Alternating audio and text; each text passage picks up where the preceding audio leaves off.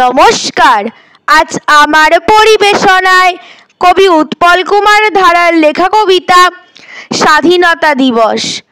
শুভ স্বাধীনতা দিবস আজ, পথ পথ উড়ছে পতাকা, তিনটি রঙের মিলন মেলার সাজ, মধ্যে বিরাজ নেয় ধর্মের চাকা, সাজিয়ে ফুলে বীর শহীদের ছবি, শপথ করি গড়তে নতুন দেশ, উঠুক নতুন ভোরের নতুন রবি, যাক ধুয়ে সব হিংসা ও বিদ্বেষ।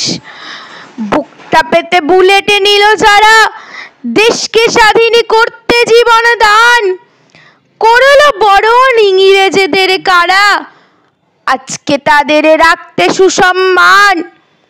ভারত ভূমির একটা মিলন রথে, নতুন ভারত গড়তে সবাই আজ, চলব সবাই একসাথে একমতে, সবার যে আজ এটাই মহান কাজ।